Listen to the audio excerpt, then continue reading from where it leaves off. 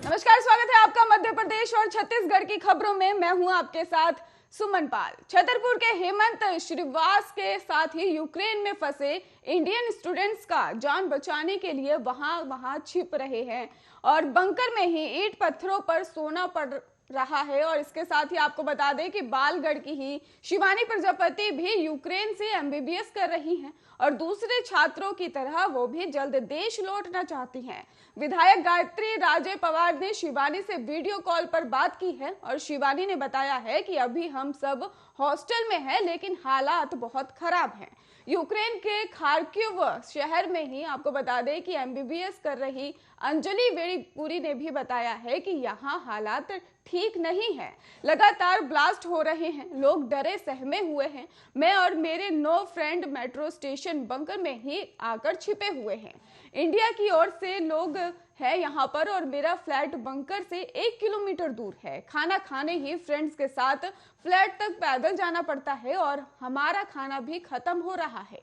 अंजलि हरदा की रहने वाली हैं, उनकी फैमिली अभी बुरहानपुर में रह रही है। यूक्रेन रूस में जंग पिछड़े आपको बता दें कि छिड़ने से ही पहले देवास के रजत गलोदिया भारत लौट आए और रजत एमबीबीएस करने के लिए सितंबर में ही यूक्रेन गए हुए थे। यूक्रेन जब जंग के मुहाने पर था तभी परिवार वालों ने उन्हें लौट आने के लिए कहा। रजत ने बताया कि उन्हें घर आने में 4 दिन लगे। रजत ने बताया कि अचानक इमरजेंसी को लेकर भी वहां पर मौजूद थे और इमरजेंसी या कोई वॉर होने की स्थिति में बिल्डिंग और घरों के नीचे बने बंकर्स में सेफ रहने की हिदायत दी जा रही थी। लगातार इंडियन असेंबली को लेकर भी हम स्टूडेंट संपर्क में थे और इसके साथ ही वो लौट आए हैं। उन्हें उनके कई फ्रेंड्स अब भी फंसे हुए बताए जा रहे हैं।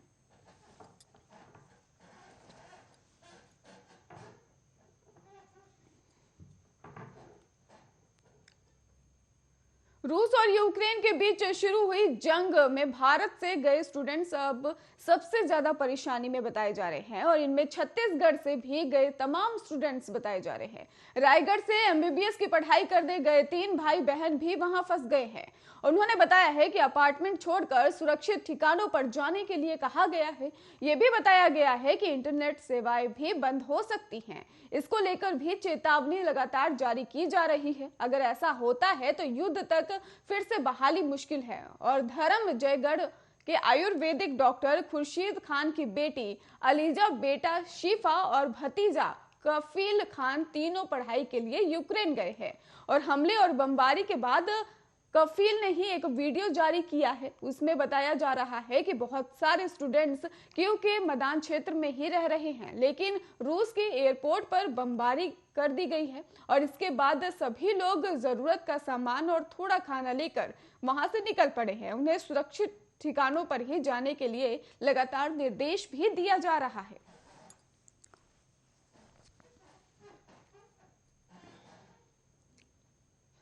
वहीं उत्तर प्रदेश विधानसभा चुनाव में कांग्रेस के स्टार प्रचारक और छत्तीसगढ़ के मुख्यमंत्री भूपेश बघेल गुरुवार को ही योगी आदित्यनाथ के मठ पहुंच गए और भूपेश बघेल ने गोरखपुर में ही मौजूद गोरखनाथ मंदिर पहुंचकर पूजा अर्चना की। उनके साथ छत्तीसगढ़ के विधायक कुंवर सिंह निषाद और कांग्रेस के राष्ट्रीय सचिव राजेश तिवारी भी मौजूद थे। और उत्तर प्रदेश के मुख्यमंत्री योगी आदित्यनाथ इसी मठ से महंत हैं और चुनाव प्रचार के लिए देवरिया जिले के भाटपार रानी रवाना होने से पहले ही मुख्यमंत्री भूपेश बघेल गुरु गोरखनाथ मंदिर पहुंचकर गोरखनाथ की प्रतिमा के दर्शन किए और पूजा अर्चना भी की है।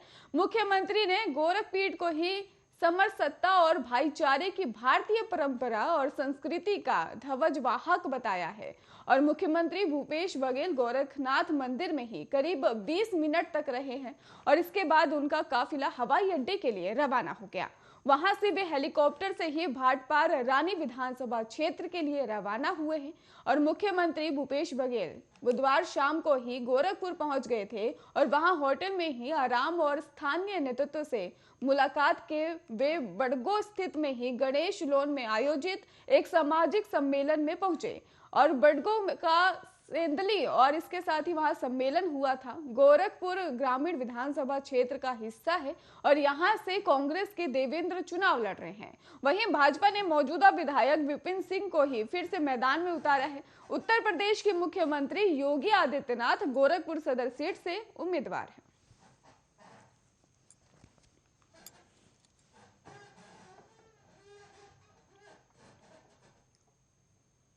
मध्य प्रदेश में पुरानी पेंशन स्कीम फिर से लागू करने के लिए ही कर्मचारियों ने मोर्चा खोल दिया है और कर्मचारियों की इस मांग ने सरकार की टेंशन भी बढ़ा दी है। राजस्थान में पुरानी पेंशन बहाल होने के बाद प्रदेश में भी कर्मचारी ये मांग उठाने लगे हैं। इस मुद्दे पर कांग्रेस भी मैदान में कूद गई है। कर्मचारी 13 मार्च को भोपाल में बड़ा प्रदर्शन करने की तैयारी में जुट गए हैं। बताते चले आपको कि उनकी मांग है कि 1 जनवरी 2005 या इसके बाद नियुक्त कर्मचारियों के लिए पुरानी पेंशन स्कीम लागू हो और नई पेंशन स्कीम जो है वो ठीक नहीं है। रिटायरमेंट के बाद भी कई कर्मचारी को हर महीने 800 से 1,500 रुपए की पेंशन के रूप में ही मिल रहे हैं। प्रदेश में ही 1 जनवरी 2005 के बाद कई विभागों में ही नियुक्त होने वाले कर्मचारियों के लिए सरकार ने पुरानी पेंशन व्यवस्था बंद कर दी थी।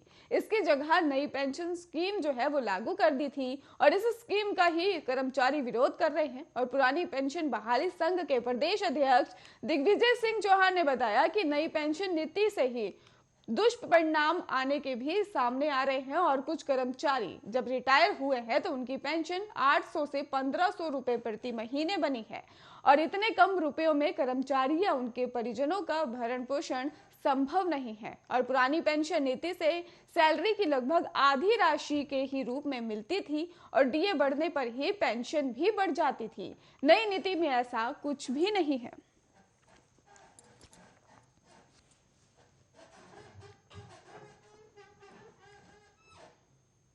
वहीं महाकाल मंदिर समिति ने 1 मार्च को महाशिवरात्रि पर श्रद्धालुओं को 1 घंटे में महाकाल के दर्शन कराने की व्यवस्था की है। पिछले 2 साल से कोरोना के कारण लगे प्रतिबंध के बाद अब इस साल ज्यादा श्रद्धालुओं के आने की उम्मीद है। इसके लिए प्रशासन ने मास्टर प्लान बनाया है और 3 अलग अलग लेयर में ही दर्शन कराए जाएंगे। पहली लेयर आम भक्तों की होगी, दूसरा प्रोटोकॉल मार्ग और तीसरा हरि फाटक से एंट्री दी जाएगी। आपको बताते चले कि कलेक्टर आशीष सिंह ने बताया है कि महाशिवरात्रि पर 1.5 लाख से ज्यादा श्रद्धालुओं के आने की उम्मीद है। इंदौर, देवास, नागड़ा और इसके साथ ही बड़नगर से आने वाले श्रद्धालुओं के लिए कर्कराज मंदिर में पार्किंग रखी गई है। यहां से श्रद्धालु पैदल गंगा गार्डन तक पहुंचेंगे। यहां जूता स्टैंड और लॉकर की भी सुविधा दी गई है और पास ही रास्ते से ही 4 धाम मंदिर तक श्रद्धालु पहुंच सकेंगे। दर्शन के बाद ही प्रवचन हॉल के पास बने निगम द्वार से ही बाहर जाएंगे और 3 बैरिकेटिंग से ही श्रद्धालुओं को प्रवेश मिलेगा। 2 बैरिकेटिंग भी आम श्रद्धालुओं के लिए और तीसरी बैरिकेटिंग जो रहेगी वो 250 रुपए की रसीद लेने वालों के लिए होगी। श्रद्धालुओं को ही 1 घंटे तक लाइन में रहना होगा। मंदिर समिति ने ही श्रद्धालुओं के लिए पानी की बोतल की भी व्यवस्था कर दी है।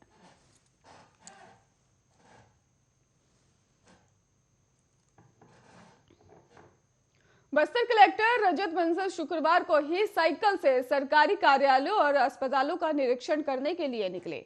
उन्होंने सबसे पहले शहर के जगदलपुर के ही महारानी अस्पताल का औचक निरीक्षण किया है और अस्पताल के ही सभी वार्डों में ही घूम घूम कर व्यवस्थाओं का उन्होंने आसपास के जायजा भी लिया है। इसके अलावा गोल बाजार के ही रिडेवलपमेंट में भी उन्होंने गोल बाजार के व्यापारियों की बैठक ली है और जिसमें व्यापारियों की सूची तैयार की गई है जिनका विस्थापन किया जाएगा और उनसे बातचीत की गई है।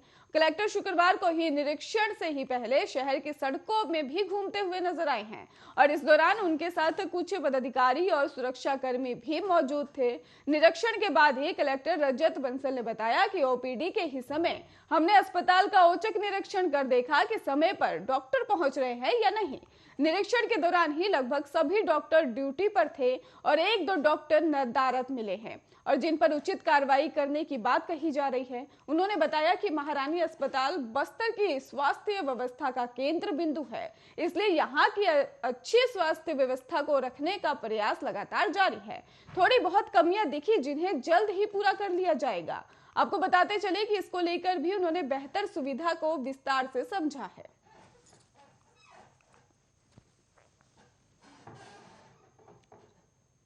वहीं मध्य प्रदेश के मेडिकल छात्रों के पैर कटने के मामले में उपभोक्ता फोरम के 3 डॉक्टर को नोटिस भेजा है।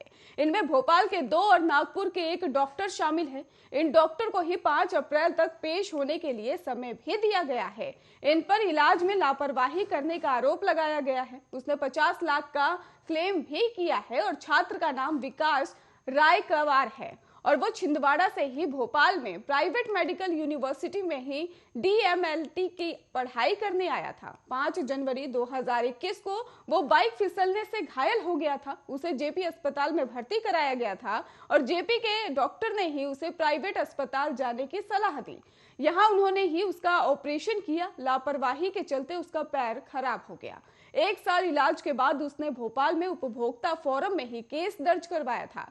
गुरुवार को मामले की सुनवाई हुई और विकास रायकवार ने ही बताया कि इलाज में लापरवाही के कारण पैर खराब हो गया था और इंदौर में किसी तरह डॉक्टर ने जान तो बचा ली, लेकिन एक पैर काटना पड़ा और इसी कारण उसने इलाज को आधार बनाते हुए नागपुर के डॉक्टर राजू देशमुख, भोपाल के जेपी अस्पताल के डॉक्टर तन्मय शाह और अरेरा को भी इस क्रिटिकल केयर अस्पताल के डॉक्टर अंकित शर्मा के खिलाफ FIR दर्ज करवाई और पुलिस ने ही उपभोक्ता फोरम में जाने की सलाह दी थी।